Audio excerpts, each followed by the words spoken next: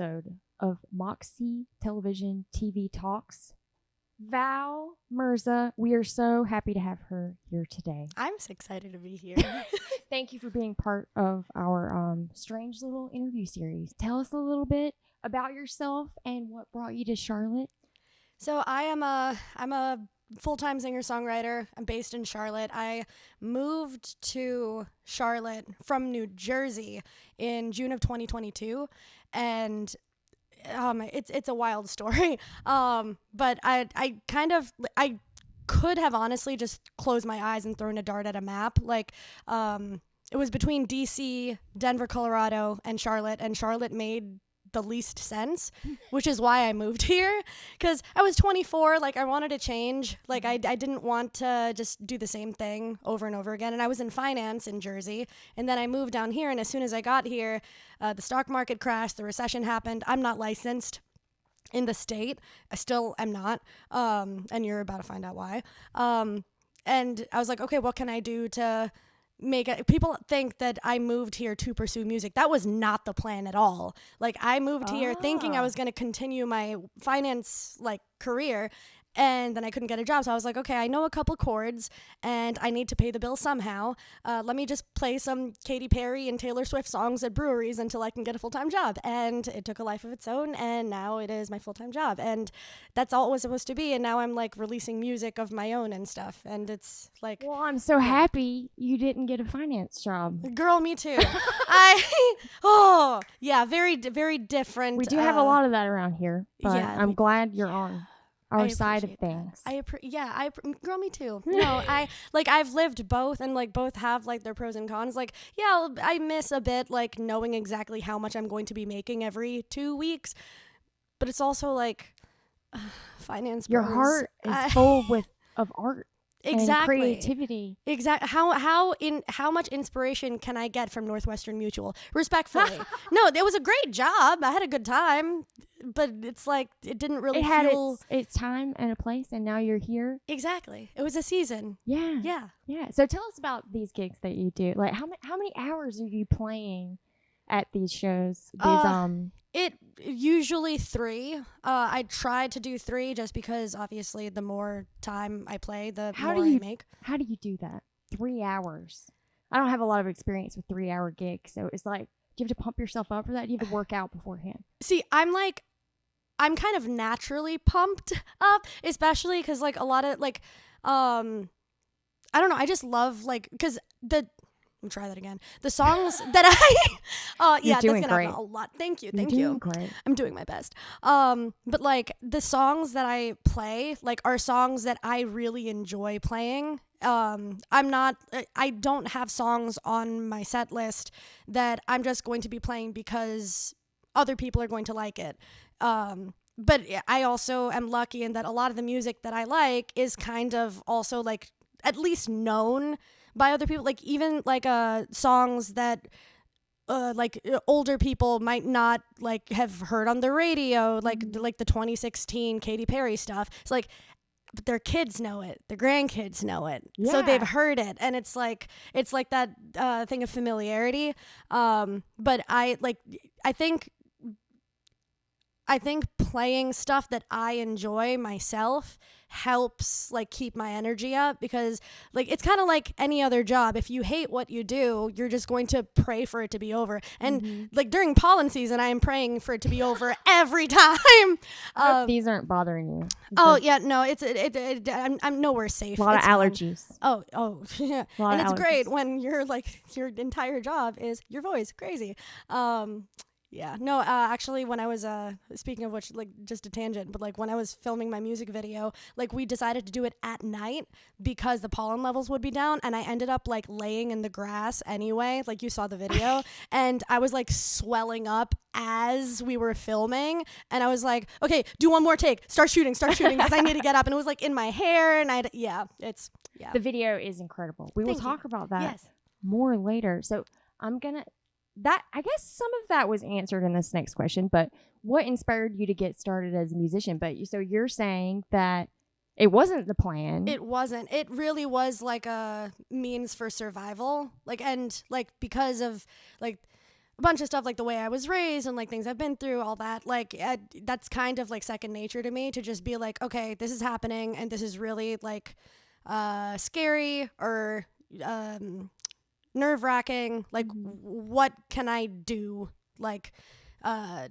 So what am I going to do about it, basically? And I'm thinking of getting like a tattoo that says I'll figure it out. I always do somehow, because I have said that exact like verbatim so many times. It's like you're in the flow of things. You're just kind of going with things as they come along. You're in the present moment a lot. Yeah. Which is great. Yeah.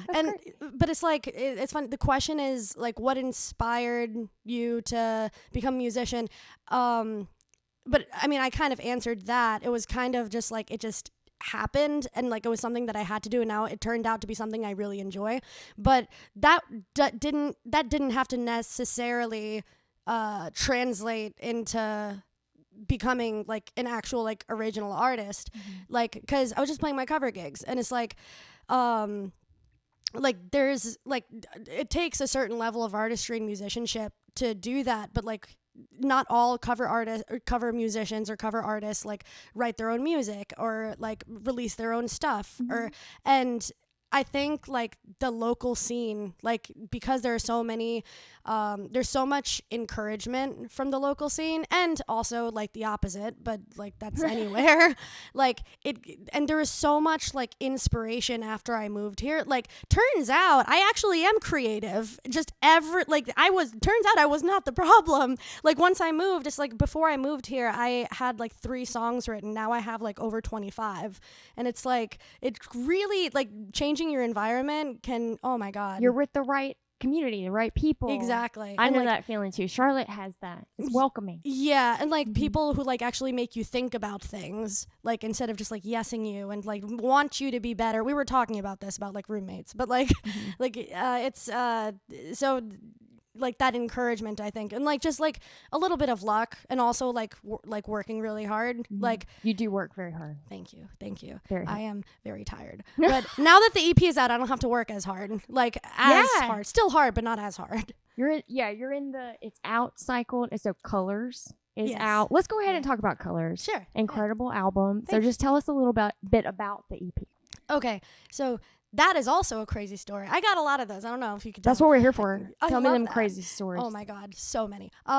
So Colors, actually, so I was working on it with, okay. So I'm ready. Yeah, so my debut single came out in July of 2023, just called This Is My 23. And banger. Oh, thank you. No, it's like it was my first single, and like my friend Zach Robbins, like he kind of like pushed me to like put it out, and he ended up producing it, playing on it, everything. And so that was July of 2023. Fast forward to January of this year, I was going to be releasing my second single, Hey Stranger. And a week before the release, I get a notification from my distributor saying that 100% of my streams for This Is My 23 are fake, and then I bought streams and they took the song down. So it's kind of like what I just said. Like, okay, This happened. Oh my God. When I saw this story, I have never been more infuriated about something. And like people were in the comments saying like, no, that's BS. Like, I've streamed this song on Spotify. Like, I've added this to playlists. Like, and it's like, I literally toured to promote my music, like, just for that. But like, that was really upsetting. But then I would kind of went back into that mindset of like, okay, like, this happened. What am I going to do about it? So I hit up my producer, Chris, Ginger Cat Sounds, plug, my Shout boy. Out. Yes. And I was like, hey, this is my 23. So do you think that we could redo the entire thing, use the files that Zach like recorded, and like redo the whole thing? And he was like, yeah, it might take a while. And I was like, do you think we could make this a 5-song EP instead of a 4-song EP? And he's like, that is ambitious. That is up to you if you want to announce it that way, because I was announcing it in a week. Then I announced it, and then we realized that we couldn't use the files. And what a stressful nightmare. So but we ended up doing it with very little time to spare, but we ended up like finishing. I got the master for Tim 23, Val's version, because I'm a Swiftie and I'm quirky.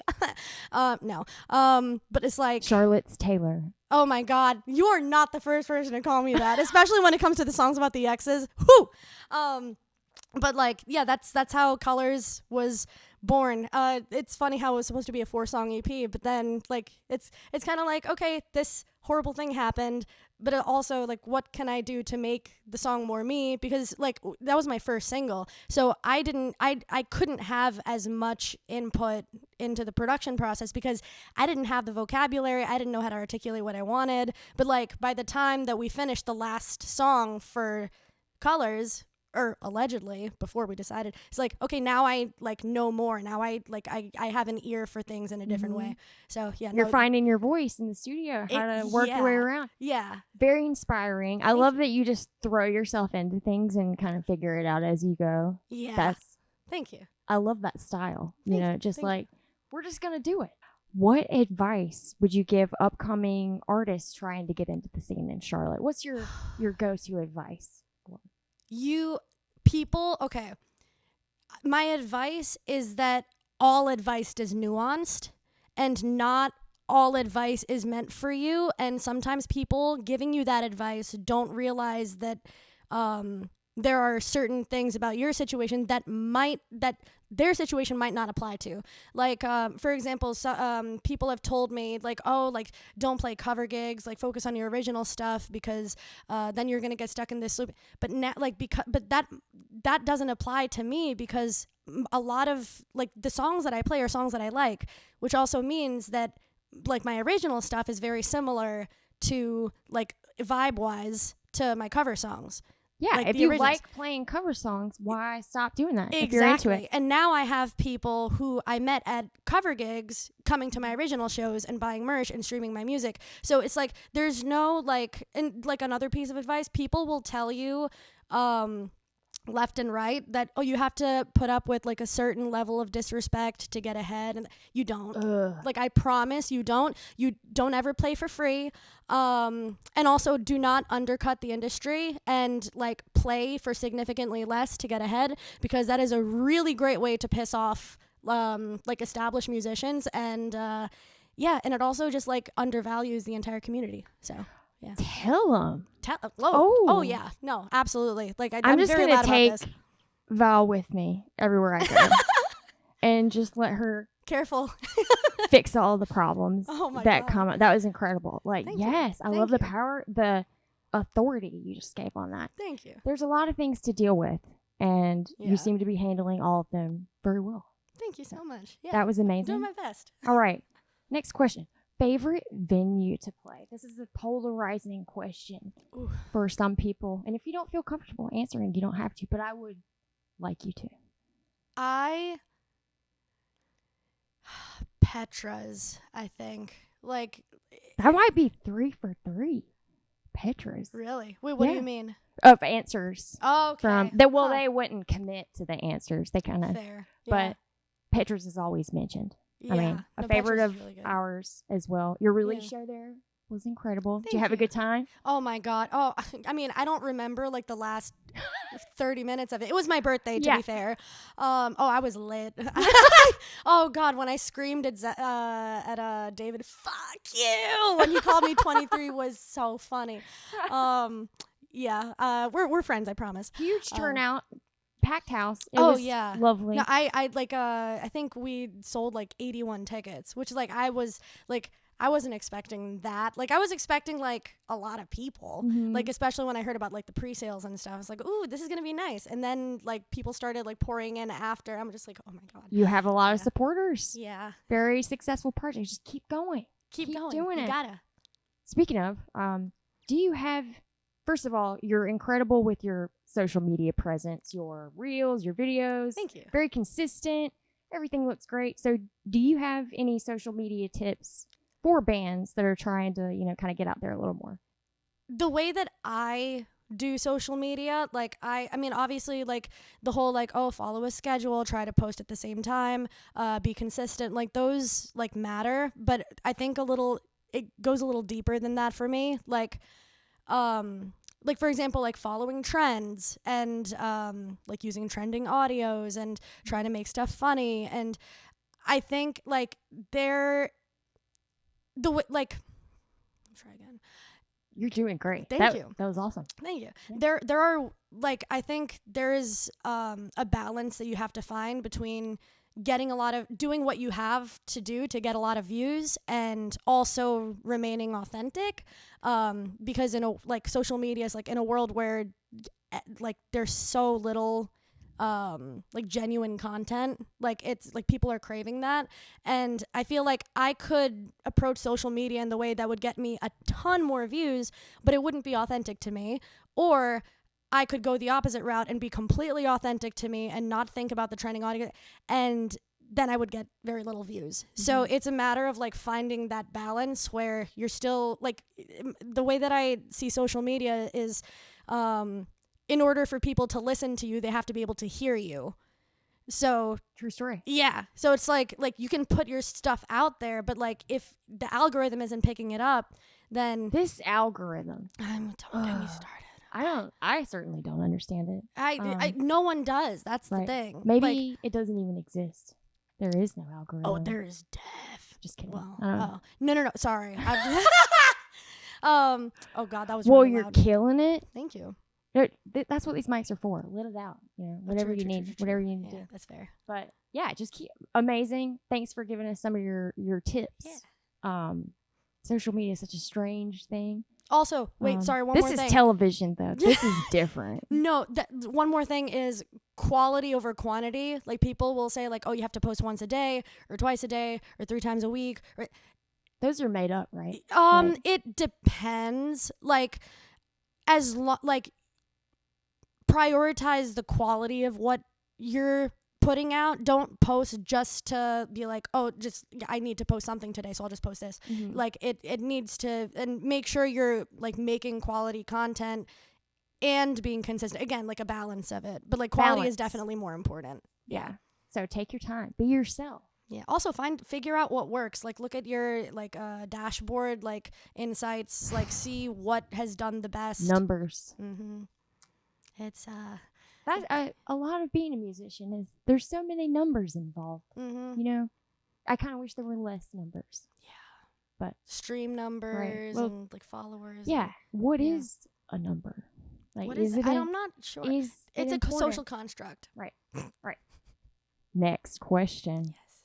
All right. You're watching Moxie Television. Thank you for still being here. Tell us about your songwriting process. I have this song called Two Things Can Be True at the Same Time. And love that one. Thank you. So good. Thank you so much. I was talking to a friend that I had like recently just become friends with at the time.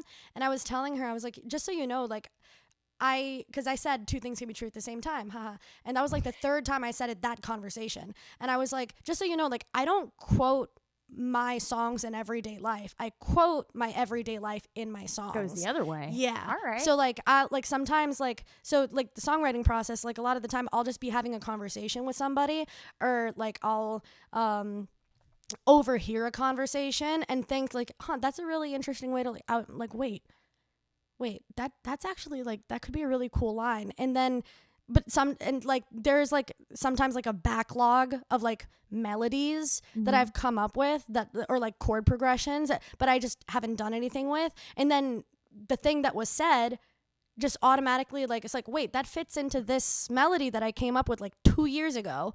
And that's how it's kind of born. Like, and sometimes like the line that I think of, it just ends up being like a tiny little line in like the bridge or something. And so it's just all these little pieces from your life that you're kind of combining in your head all the time. And sometimes they find each other. Isn't it so fun when it works out, like a phrase and like the beat that like you ever like look at a song and you're or like look at a song that you just finished and you're just like, how did this even happen? Right. Where does it come from? Yeah. Trauma. I like to just not take credit for it. It's just like, I don't know. You got it though, because you did it. Right. I guess it's easier to be like, I don't know. Fair. But it's always something from our lives. It has to be. Yeah. You know, where else would it come from? Yeah, and that's like another thing. It's like all of my, like, I have a deep appreciation for artists and songwriters that can write about things that they haven't personally experienced. Oh, like telling a story of something. I've tried to do that before. I can't seem to do it. And like, I have tried, and they just never felt real, which, like, obviously they're not, but I feel like I couldn't do that experience justice in a song because I haven't been there. But yeah, maybe one day. So factual from your life. So most of your songs are... All of them are. Right. Yeah. Well, now I got to go listen like very carefully. Oh, God. Yeah. Not again. They're beautiful songs. You did a great job. Thank you. All right. Moving right on. What challenges have you faced as a musician? So as a musician specifically, just like playing, I had like a series of medical issues like a couple years ago where like the left side of my body doesn't work the way that it did, which is obviously a little inconvenient when you play guitar and piano and ukulele. And I can't imagine what that must have been like. And it affected way more than just my body. Like mentally, obviously, it does things, and like I can't learn the way I used to. So it takes like I have a way harder time memorizing lyrics now than I used to. Chords, any kind of theory, like abstract things are very difficult for me to pick up on. And it's like music, like obviously you don't need a ton of theory to play, but it helps. And it's not important. Exactly. Like it would open a lot more doors for me, but it's not necessary to just play or like get where I want to get for now. Lots of us don't know a lot about theory. Exactly. Just so you know. Yeah. No. We might not want to talk about it, but that's what this is for. Yeah. We're learning. Me and Harry, we're learning slowly. We're working on our theory daily, but it's also hard for me to learn new things. Yeah. You know, but I think you've done an incredible job working through all, like, that's intense for your body to not work the way that you're used to it working. Yeah. So. And like I lost a lot of friends at the time too, because I was very difficult to be around, like, because I had a shorter fuse, and it was hard on everybody, not just me, but mostly me. But I mean, that's been a struggle, even though like I'm like, it's like a lifelong recovery. Well, thank you for staying with music, and you know, you could have given up, but you didn't. You kept going. Thank you. I could have. Yeah. My friend and I were just talking about this last night, actually. But also like just in the scene specifically, I'm sure you can relate to this, because even though you're not like straight up pop, like pop music is in the DIY like music scene, not just in Charlotte, but I feel like especially in Charlotte, like pop is kind of a stigmatized genre. Like people don't really I don't know why. I think it's like a sense of like not wanting to like what's popular or like what's mainstream. Too cool for the pop. I'm never too cool for pop. Exactly. Pop's and it's in like, my heart. Yeah, exactly. And like the thing is like there's always something to learn from every genre. Like even if you don't vibe with it, it's like top 40 is top 40 for a reason. It's catchy. Right. Find out what makes it catchy and then apply it to your genre. Yeah, right. Exactly. So it's like crazy how that happens.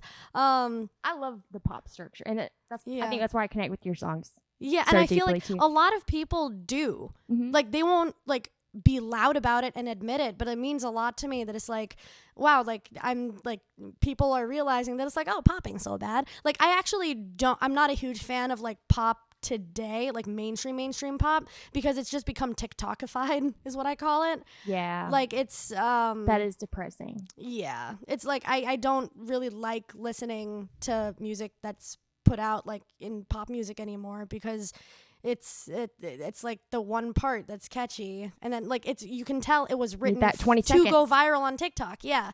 And it's like people like don't say as much, but like that's why like I like the 2010 to like 2017 esque, like the one that got away, Katy Perry, like Believe, Justin Bieber, even though I think that might have been like a little earlier. Oh yeah, no, that was a good little time for pop there, wasn't it? Like yeah, right before. But that's the thing, that's my opinion. Yeah, like someone else might really enjoy it, and I'm not We're going all to knock them different. for it. I just don't like it. But it's to say that it's like, oh, like pop music, that's not even real music. Yeah. Oh my god, it's a little exhausting to hear the whole genre right off.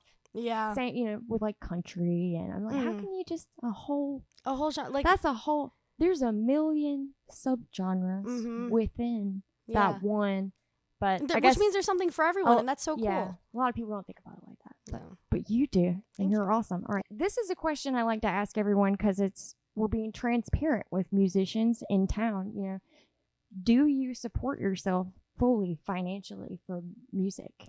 Yes. Round of applause. How does she do it? How does she do it? It's a lot. It's a lot of work. And when I say it's a lot of work, it's more work than someone might think. Like when I first started off, I was sending like 1,000, like 1,500 emails a week. Like just reaching out to places then follow-ups and then like follow-ups again. Like there are times where like someone wouldn't reach back out to me until the 11th email. But guess what? I got 10 dates from that because they appreciated the persistence. You so it's emailed 11 times? This is why I'm not hearing back. No, it's really I'm gonna bad. have to try harder. Yeah, and like I have a friend who's we don't work together, but like he has like booked for festivals and stuff, and he was telling me that, and he's booked for like all over the country. And what did he say? He was like, it's not you. It like Charlotte, like this area, for whatever reason, it is like notoriously bad at getting back to agents and bookers, let alone little guys like us, like just lowly musicians. That is sarcasm. I'm working on that. But like like now, like I'm sending like less emails because like now I have a lot of repeat places where they just like book me out for like a couple months. You're established, so you don't have to go through exactly. all of that. And like I already have that rapport, and like they know that, like, because a lot of places they won't book you the first time for a couple dates because they want to see if like they would, because they're like, unfortunately there are a lot of musicians that kind of ruin it for the rest of us. And like it's and it sucks that like that much work has to be put into it, and I feel like if I wasn't thrown into it like to do it full time, I don't, like, if I had a 9-to-5 job the way I did, I don't think that I would have been able to push that hard, which is why it's like I can't imagine. You had to do it. Exactly. Like, and it's like the mental load and everything. You're amazing. No, you what? Your email skills. I'm gonna have to talk to you more in depth about this later. I got a template, bestie. Oh God. So many emails, right? I swear, being a musician is like half email. Oh, so much of it is admin. More. Yeah. Like, emails, graphic design, mailing, all that. There's a lot of parts, and Val does them all. All right. You just came out with your first music video. Yes. What was that like? Tell us about the shooting, all the moving parts that went into that. It looks very professional. Thank you. Good job. Thank you so much. A few weeks before we were scheduled to shoot that video, I found out that I had to, like, I figured out where I was going to be moving to temporarily after I had to leave where I was living, if you know, you know. But that was, like, we were scheduled to shoot on the 29th, and I was moving the 30th. So it was very stressful. And moving, like, top 2 most stressful things. Number 1, making a music video. I was gonna say, see, the girls are gonna get it. So I, like, we decided to shoot it at night, and like where I was living, there's like a park nearby, I think Cordelia Park. So we went there, we started at like 8 p.m. and I think we finished around, it was pretty late. But day. Oh yeah. And like we like had like the indigo ink, and like I had like a white dress that we shot for like some of it, and then we went back to my place because it was like 3 blocks away. And then I like redid my makeup and like redid my hair and like put on the black dress, and then we went right back out and then went back to the park and like did all that. And Gil, This Is Not For You, that's his business name. He was incredible, and like also he's extremely talented. It looks really good. Thank you. Yeah, but I directed the whole thing. I decided like where we were, like the locations and like how like the sequence was gonna go, and he edited the entire thing. But like that wasn't my first music video. And incredible. Thank you. I was wondering if that washed out, like your pretty white dress. Not a chance. That you got. I didn't even bother trying. It was black and white, so I was like, what color is it? I wonder, it could be orange. I don't know. True. Like, what liquid? You said it was indigo? Indigo ink. So it's like jet black ink that I got from like Michael's. You can still wear that. Like afterwards. I could, but like now it's so covered in pollen and dust, and like I'm scared to like put it in the washing machine and just destroy the washing machine. Yeah, that's true with all the ink and everything. Yeah. But everyone go watch the music video. It was wonderful. 2641, the mom song. It is one of the saddest songs and music videos that you might ever watch. I don't think I've seen anything sadder, to be honest. Yeah, fair. Thanks. I mean that. That was the point. I mean that in the best way. No, but, I know. I mean, it really like punched me in the heart. I actually watched it this morning. Me and Harry watched it. It was incredible. Good job. Thank you. 2 more questions. We're almost. I don't want to take up too much of your time. I'm sure you have a busy day ahead. I'm going to Raleigh tonight, girl. Are you? Are you playing in Raleigh? Yeah. Where are you playing in Raleigh? This will be out after that, but I still want to go. Pure Soul. Nice. Yeah. It's just like a 1-hour set, but it's gonna be nice to not have to just go for like 3 hours for once. I've been doing that all week. Well, not all week, but we love Raleigh. Yeah. Do you come back in one day? It's a big job. Yeah. Unless I'm like doing a couple dates there, but like this isn't one of those. Yeah. So, hard-working musician. All right. Does playing music for a living affect your personal life at all? It's yes. Like I don't know. I miss, like, also, like, I think playing music full time affects my personal life, but also my personal life affects my music.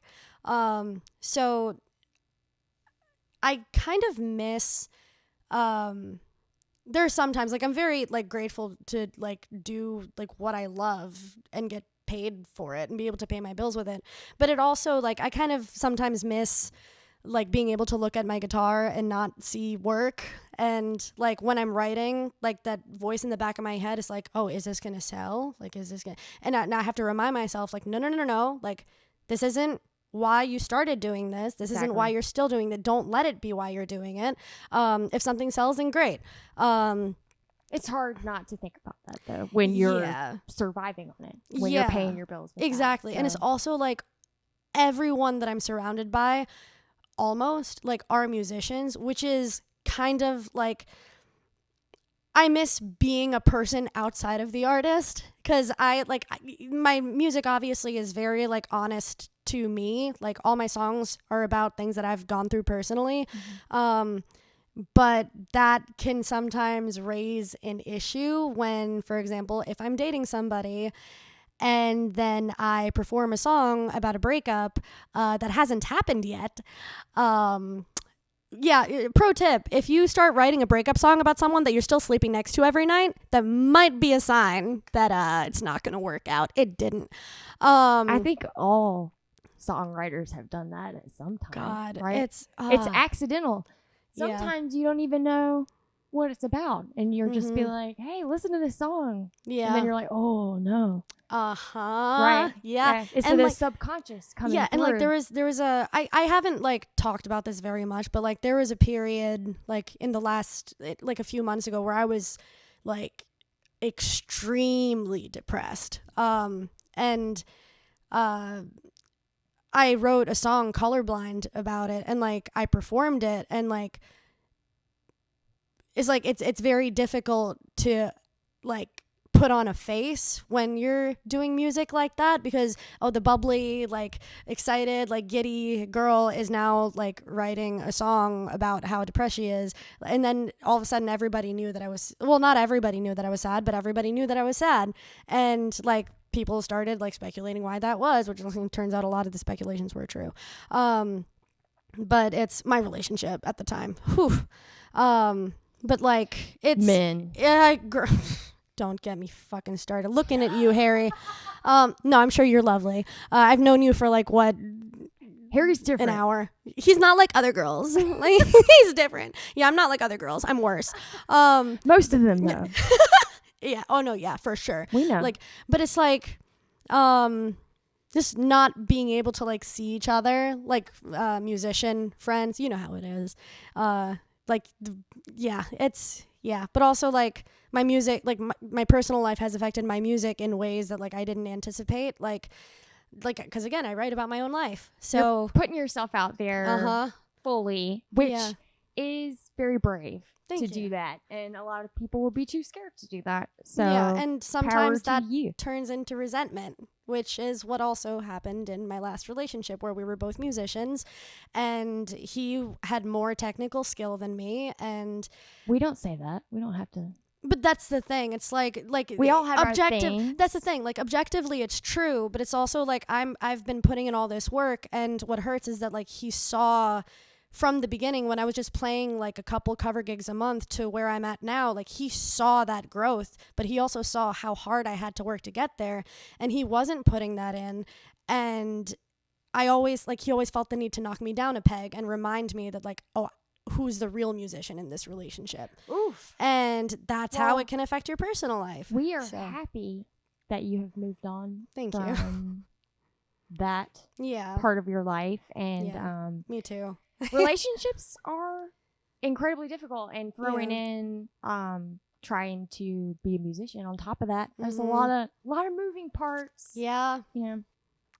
Final question for you, Val. First of all, thank you so much for being here. You're incredible. I'm such a fan of your work. Thank you. And I was so happy when you said you would do this, so thank you. Thank you so much. And tell us about your new album, Colors. Like, where can we buy it? Where's the best place for people to pick up a copy? Everywhere. I mean, like if you would like to support a small indie artist, at my Bandcamp you can download and like contribute whatever you can. You can also stream it on, if you can stream music on it, you can probably find me on there, Val Merza. I'm on YouTube. I just like it. And I also like, apart from Colors, I released a single like 2 days after Colors came out on Mother's Day. It's called 2641, the mom song. That's the song that I just released a music video for. So check that out. The video is beautiful. It must be seen. Thank you. Yeah. And Bandcamp. We love Bandcamp. Yes. Yeah. Follow me on Instagram, Facebook, all that. Or even better, get to a show and buy one there. Well, thank you so much for being part of Moxie Television. This is our 3rd episode with Val Merza. Please check out all of their music. Thank you so much. Give me a high five.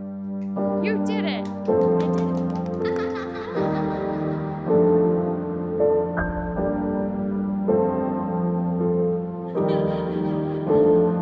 My distrustful disposition, born from your buried shame. My wild intuition from your misplaced rage. My tendency